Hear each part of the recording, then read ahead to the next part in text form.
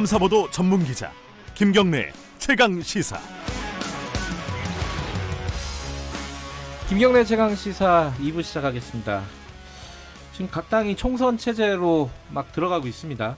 총선 기획단도 만들고 현역 의원 평가 시작됐고 영입 인사 좀 삐그덕거리는 부분도 있지만 어쨌든 시작이 됐고요. 민주당 얘기를 오늘 좀 해보겠습니다. 오늘은 얼마 전에 불출마 선언을 하신 분이죠. 그리고 민주당 쇄신해야 된다 그렇게 말씀을 하시는 분입니다. 더불어민주당 이철희 의원과 함께 관련된 얘기 좀 나눠보겠습니다. 안녕하세요. 네, 안녕하십니까. 예, 아침 일찍 스튜디오에 나와주셔서 감사합니다. 네. 얼굴이 좀 편해 보이세요. 편할 수밖에 없죠. 네, 뭐 이렇게 짐을 내려놨다 그럴까? 좀 홀가분해졌습니다. 짐이 그렇게 무거웠어요?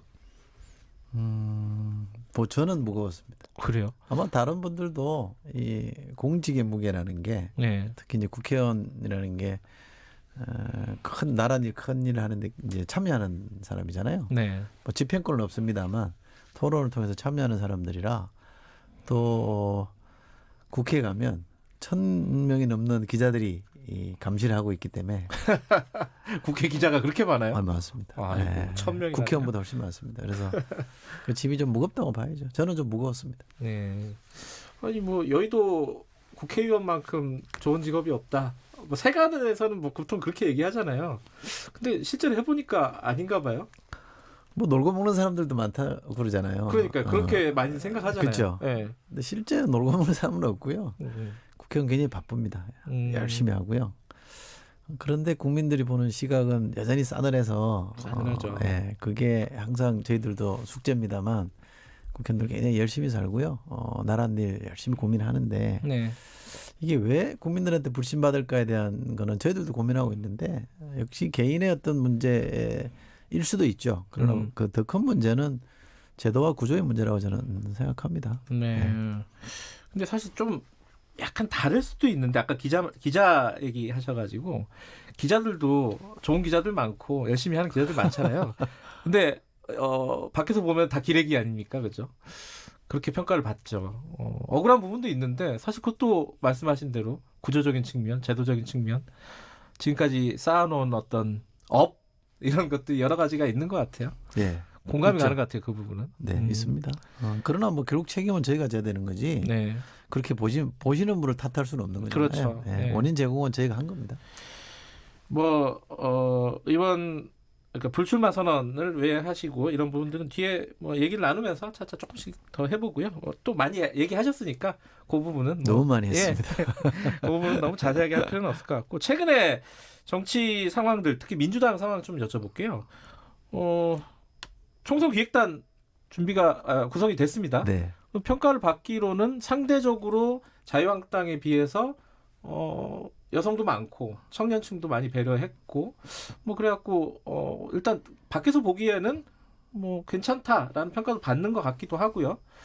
하지만 뭐 이게 이제 당 쇄신의 어떤 시작이 될 정도로 그런 진영이 갖춰져 있느냐, 결과를 예상할 수 있느냐 잘 모르겠어요. 내부에 계신 분이니까.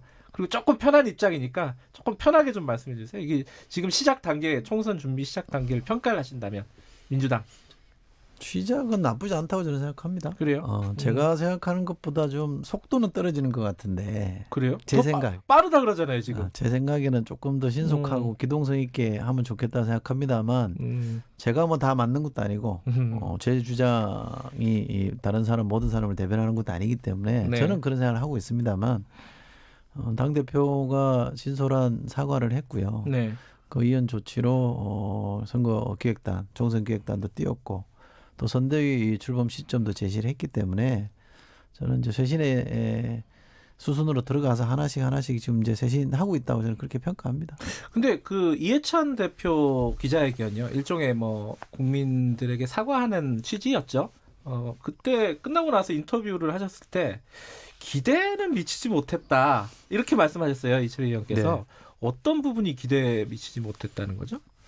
조금 더 저는 강도 있게 했으면 좋겠다고 생각했고 그 자리에서 최신책도 좀 나왔으면 좋겠다 싶었는데 그것도 역시 제 바람인 것이고 그런 정도의 속도나 폭에 대한 판단은 지도자 리더십이 하는 겁니다. 지도부가 하는 거기 때문에 뭐 제기대 못 미친다고 해서 그게 문제 있다 이렇게 말할 수는 없고요. 기자들이 자꾸 이렇게 물어보고 의견 다르면 싸움 붙이고 하는 것도 있는 뭐 보는 사람 재미를 위해서 그럴 수도 있는데 예. 우리 민주당은 어떤 형태로든 쇄신의 물꼬를 텄고 네. 쇄신의 길을 저는 가고 있다고 평가합니다. 쇄신의 물꼬를 텄는데 만약에 물이 모자라면은 어떤 특단의 조치? 그러니까 제가 생각하기에 저는 문제 제기한 사람이 해답까지 제시하려고 하는 거는 네. 과욕인 것 같고요. 네. 어느 시점 그러나 문제 제기한 사람으로서 책임감이 있으니 어느 시점에서 평가했는데 이게 도저히 제가 볼 때 쇄신이 아니다 싶으면 그때 또 문제 제기할 때가 오겠죠. 그러나 그럴 때가 안 오면 저는 좋겠고요. 아직은 뭐 그럴 때는 아니다. 그럼요. 지금은 뭐 우리 요즘 시간이란 말을 많이 쓰는데 예. 민주당 지도부의 시간입니다. 근데 지금 아까 그 쇄신이라는 단어가 저희 잠깐 얘기하는데도 몇 번 나왔어요. 쇄신이 뭐예요? 지금 민주당에서? 쇄신이라는 게 어렵게 생각할 거 없죠. 예. 되게 문단 나누기라고 생각하시면 됩니다. 문단 나누기? 네. 어떤 거죠, 그게? 챕터 바꾸는 거잖아요. 예. 예를 들면 11월 9일이면 네. 이달 9일이면 대통령 취임한 지 절반이 지나갑니다. 네. 그러면 전반기에서 후반기로 넘어가는 거 아닙니까? 그럼 여권 전체가 뭔가 정비할 시점이 온 거잖아요. 이른바 전반기에서 후반기 1기에서 또 2기로 넘어간다라든지 네. 또 총선이 6개월 앞에 남았으니까 그럼 네. 총선 체제로 전환하는 의미도 있는 거고요. 또 더 단기적으로는 조국 국면이라고 할까요? 네. 이런 시간 한 2달 넘게 그 석 네. 달 가까이 기간을 거쳤기 때문에 그 기간을 정리하고 넘어간다는 의미도 있고 여러 가지 의미에서 쇄신이라는 거는 묵은 때를 벗고 먼지 털어내고 새롭게 가보자라는 뜻이니까 그거는 어떤 계기든 주어지면 계기 때마다 하는 게 맞죠. 어제 의원총회 있었잖아요. 네. 그런 얘기들이 나왔다고 보도가 됐습니다. 뭐 예컨대 김영진 의원 같은 경우에 뭐 친목의 카르텔이 있었다 민주당에. 그러니까 뭐 쉽게 얘기하면은 조국 장관에 대한 비판을 함부로 하지 못하는 분위기가 분명히 있었다 민주당에. 꼭 그것만을 말하는 건 아닐 겁니다. 그래요? 어떤 네. 뜻이죠 그러면은 이철희 의원께서 아니, 해석하시기에. 비판해야 되는데 왜 비판 안 했냐 이렇게만 단정할 일은 아니고요. 예. 저희 당 내부에서는 조국 장관으로 네. 지키는 일도 있는데 거기 왜 당이 적극적으로 안 나서냐. 오히려. 의혹도 있고 숱한 논란들이 있는데 왜 적극적으로 안 나서냐는 문제 제기도 있었기 때문에 네. 한 방향으로만 정해놓고 얘기한 것 같지는 않고요. 예. 그분의 생각이 제가 정확하게 뭔지는 모르겠습니다만 당이 조금 더 건강하게 활발한 토론이 이루어지고 그런 것들이 잘 모여져서 외부로 표출되는 게 필요한 거 아니냐. 당이 너무 존재감이 없고 보이지 않는다. 그리고 청와대만 좀 따라다니는 거 아니냐. 이런 문제적이 아닐까요? 그 민주당이 거기에 대한 트라우마가 있잖아요. 분열에 대한 열린우리당. 네. 그것 때문에 이제 약간 단일 대우가 더 상대적으로 강고해진 측면이 있는 것 같은데 그게 좋을 수도 있고 나쁠 수도 있는 거지 않습니까? 맞습니다. 네. 그러니까 나쁜 측면을 보면은 지금 이철희 의원께서 말씀하신 건강한 토론이 좀 부족한 거 아니었냐 이번 국면에서도. 맞습니다. 그거는 앞으로도 그 문제가 계속될 거잖아요. 이거 어떻게 해야 돼요? 아니 그래서 이제 활력이라는 거 네. 선거는 당이 치르는 거잖아요. 네. 그래서 이 정당이 되게 집권 여당이 활력을 상실하는 경우들이 들어 있어요. 과거의 경험에 보면 우리 네. 당이 아니더라도 그럴 경우에 좀 어려움이 겪습니다. 이 당이 좀 역동성 있는 건강한 활력 있는 그런 정당으로 거듭나고 거기에 그 다음을 보여주는 미래의 어떤 지도자들도 이제 왕성하게 활동하고 목소리 내고 이런 것들이 좋거든요. 그러니까 그런 식으로 지금 형태를 바꿔가고 있는 중입니다. 근데 우리가 항상 쇄신이나 혁신을 할 때 안정을 잃어버리는 경우도 가끔 있어요. 그렇지 않아요? 그러니까 너무 쇄신만 쫓다가 보면 그 근본을 잃어버리는 경우도 있고 근데 너무 근본만 치중하다 보면 또 쇄신이 안 되는 경우가 있기 때문에 균형을 잘 찾아야 되는데 지금 집권 여당이라는 막중한 책임이 있기 때문에 안정 속에서 저희가 쇄신해야 되는 과정이 있는 겁니다. 네. 질서 있는 쇄신이라 그럴까요? 그거를 지금 저는 진행하고 있다고 보고요. 하나하나 어느 단계마다 기다 아니다 이렇게 논쟁할 일은 저는 아니다고 봅니다. 그 건강한 토론 뭐 이런 거 하나 더 여쭤보면은 예컨대 비주류라고 할까요? 그러니까 민주당의 전체적인 당론이나 이런 거와는 다른 얘기를 하는 의원들이 간혹 있었어요. 그렇죠. 예컨대 뭐 금태섭 의원 같은 경우 공수처 관련된 법안, 뭐 박용진 의원 같은 경우에는 뭐 조국 장관 관련된 뭐 사안에 대해서 다른 목소리. 밖에서는 이게 그 민주당 지지층들이 이런 개별 의원들을 굉장히 비판하는 목소리가 컸습니다. 그럼 문자도 많이 받고 문자 폭탄 이런 것도 많이 받고 당내에서는 어땠습니까? 이런 어떤 비주류적인 목소리라고 할까요? 이견을 내는 의원들에 대해서? 아니 그 이견 자체에 동의 안 하는 사람들도 있겠죠. 네, 그렇죠. 당연히. 생각이 예. 다를 수 있는 예. 건데 국회의원이 뭐 흔히 말하듯이 헌법기관인데 예. 소신대로 발언 못할 이유가 어디 있습니까? 할 얘기는 하고 살아야죠. 그죠? 근데 그게 기본적으로 당의 분열을 야기시키는 거라 그러면 저는 하면 안 된다고 생각합니다만 뭐 그 정도 발언 갖고 당의 분열이다? 저는 그렇게 보지는 않고요. 네.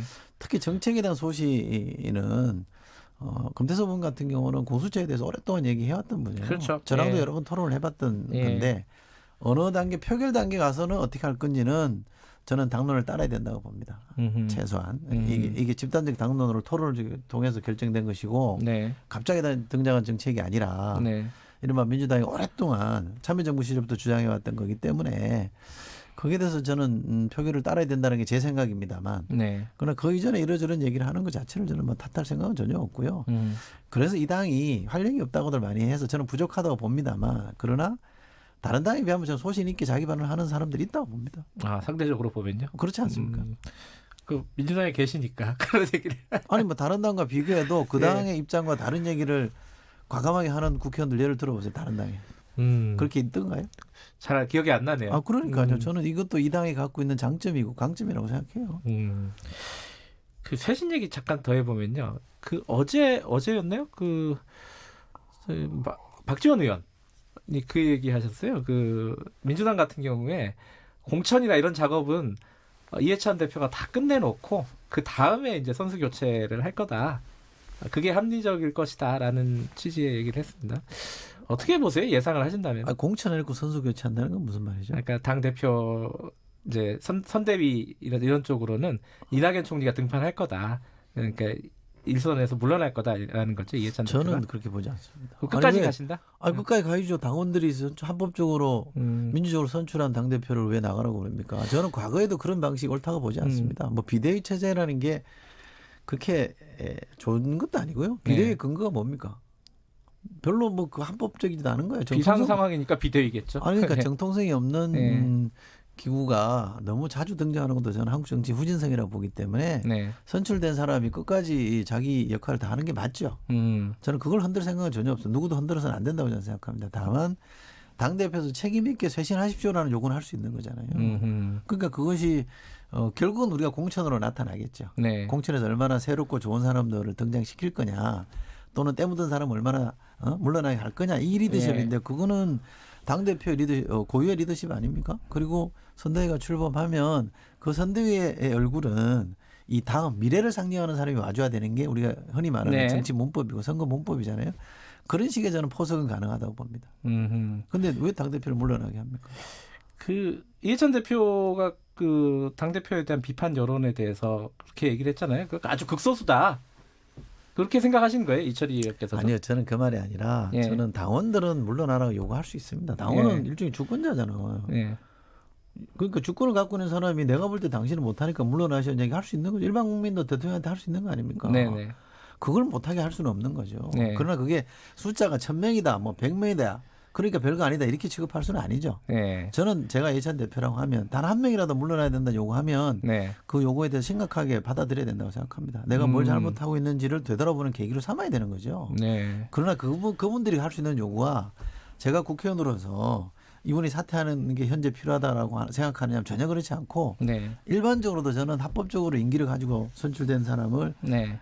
특별한 이유 없이 합법적인 절차 없이 그만둬야 된다고 요구하는 건 전 안 맞다고 보는 사람입니다. 어찌됐든 그러면 지금 어떤 스스로 되돌아봐야 될 정도의 당내의 분위기 비판 여론은 있다라고 보시는 건가요? 아니 스스로 되돌아보는 게 뭐 큰 문제입니까? 1일 3승이라고 누구라도 반성을 하고 살아야 되는 건데 네. 마치 무슨 이런 얘기를 하면 이해찬 대표에게 큰 문제가 있는 것이냐는 자꾸 몰아가는데 네. 이런 제가 아까 말씀드렸잖아요. 선거 6개월 전이고 임기 절반을 넘어섰고 조국 국면이라는 큰 시기를 거쳤으면 네. 되돌아보는 게 맞죠. 네. 당대표가 가장 크게 되돌아봐야 되는 거 아닌가요? 성찰해야죠. 네. 그거는 대표로서 져야 될 당연한 짐이에요. 그게 마치 험이 있으니까 뭐 추궁하듯이 얘기한 거라고 오해하지는 않았으면 네. 좋겠어요. 그런 말씀이 아니라 그런 어떤 성찰이나 이런 것들이 지금 자연스럽게 그리고 합리적으로 진행이 되고 있느냐. 진행되고 있다고 저는 그렇게 봅니다. 보세요. 네. 그렇구나. 아니 근데 지금 사실은 이게 불출마를 선언하고 그러면 보통 사람들 그렇게 생각하잖아요. 물론 이제 국회 자체에 대해서 실망하고 이런 부분들도 있으셨을 것 같아요. 20대 국회는 최악이다 이런 말씀을 하셨어요. 그죠? 네. 근데 당에 대해서도 좀 불만이 있고 이랬을 것 같은 어떤 뭐랄까요 선입견이 있습니다. 근데 그런 뜻도 아니신 것 같아요. 아니, 불만이 있으니까 쇄신하자고 얘기한 거죠. 근데 또 이게 쇄신을 가고 있다고 제가 말씀드리잖아요. 그러니까 제가 말씀드리잖아요. 네, 헷갈리네. 그러니까 왜 헷갈립니까? 저는 별로 어렵지 않은 문제인데 예. 대표가 사과를 했고요. 네. 그다음에 총선기획단을 띄웠는데 거기 여성과 청년을 대거 반영을 했잖아요. 제가 네. 20, 30대를 21대 국회 다음 국회에서는 20, 30명만 국회 들어놓으면 한국이 뒤집어진다 이렇게 주장했던 사람인데 네. 기획단에서부터 여성과 청년을 많이 넣었잖아요. 네. 그것도 새로운 거 아닙니까? 그다음에 네. 총선기획단도 이제 선대위도 네. 선거대책위원회도 미래를 상징하는 새 인물이 등장할 선거대책위원회도 12월 11일 좀 띄우겠다라고 공언을 다 했으면 이 정도면 쇄신 프로그램 진행되고 있는 거잖아요. 되는 거다. 이 정도면은. 이 프로세스를 네. 지켜보고 나서 제가 할 말은 그때 가서 해야지. 제가 무슨 현인도 아닌데 그때마다 이건 된다 안 된다 잘했다 못했다 이럴 자격이 저한테 있습니까? 그건 아니죠. 그럼 당은 그런데 아까 제가 말씀드린 20대 국회가 최악이다. 이거는 구체적으로 어떤 의미예요? 많은 분들이 그렇게 평가하죠. 저는 국회가 못났기 때문에 제가 떠난다 이런 얘기를 오해하지 않았으면 좋겠습니다. 제가 못났기 때문에 떠나는 겁니다. 두 가지가 좀 얽혀 있어서. 그러니까 예. 정치가 험해진 건 맞습니다. 제가 볼 때. 제가 오랫동안 정치를 93년부터 국회 언저리에 있었습니다만 보좌관으로 시작하신 거죠? 그렇죠. 갈수록 국회가 더 거칠어지고 여야 간의 대치가 험해진 건 사실입니다. 그래서 타협이 실종되고 뭔가 성과를 만들어내는 것들이 국회에서 잘 안 되고 있는 그런 분명해요. 그 정도에서는 저는 20대 국회가 제일 나쁘다고 봅니다. 성과에서 보면 법안 통과율이나 여러 가지 측면에서 예. 보면 최악이라는 평가라도 저는 뭐 제가 속해 있는 20대 국회인데 그런 평가를 받고 싶겠습니까만 네. 그러나 냉정하게 보면 그게 맞는 것 같아요. 예. 그런데 그거는 그거대로 있는 거고 이거는 국회를 개혁해서 일하는 국회를 바꿔내는 숙제가 있는 것이고 네. 그러면 왜 그만두냐고 나는 선한 놈이고 국회는 나쁘기 때문에 내가 나간다 이렇게 말하는 게 아니고요. 그럼에도 불구하고 국회도 중요하고 정치가 중요합니다만 저는 국회의원으로서 역할은 여기까지입니다.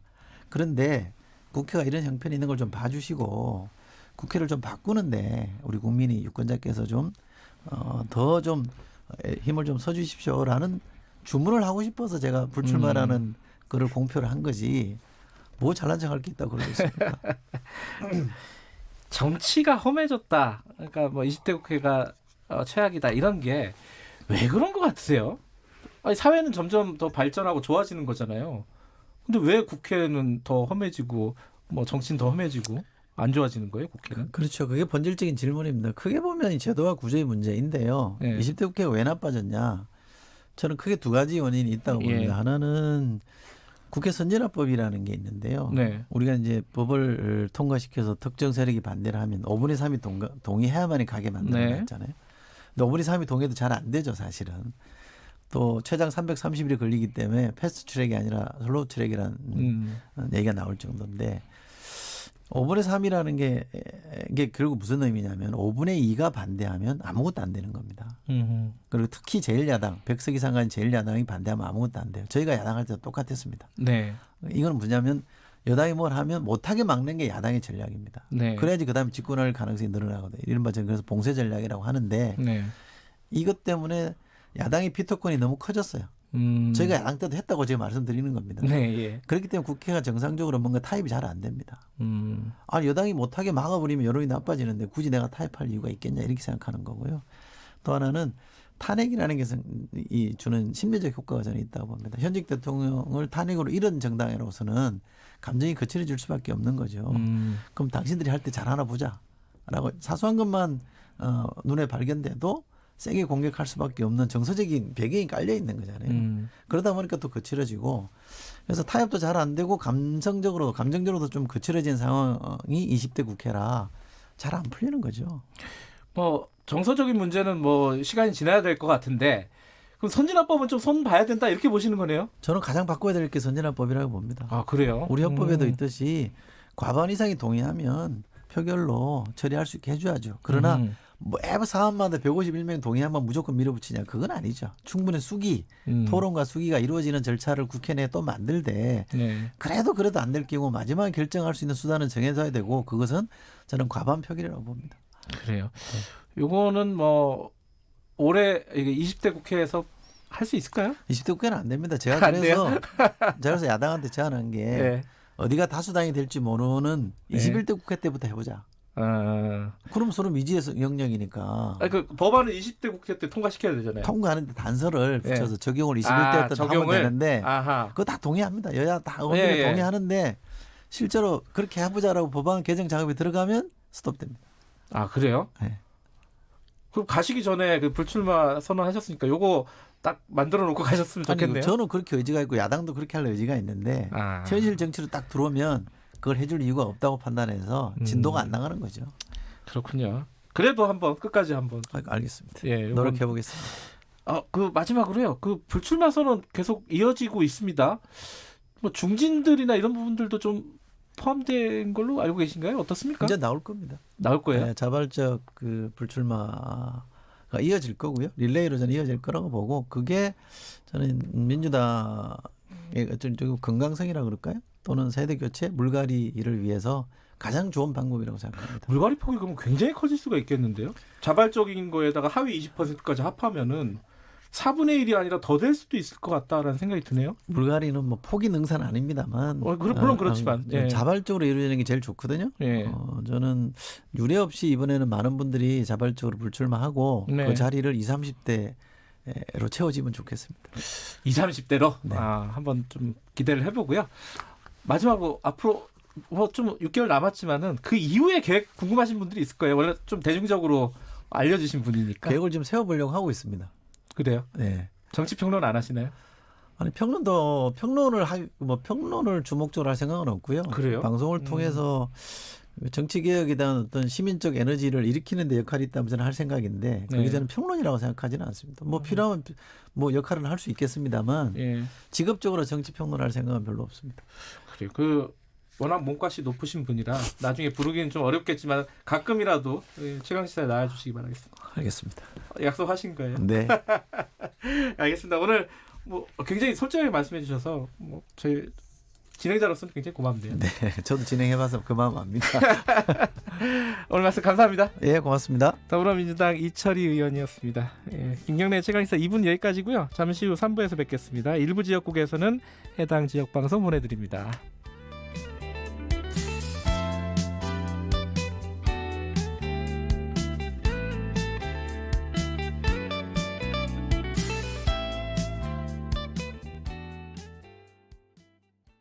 아나운서 이혜성입니다. 사연이 왔어요.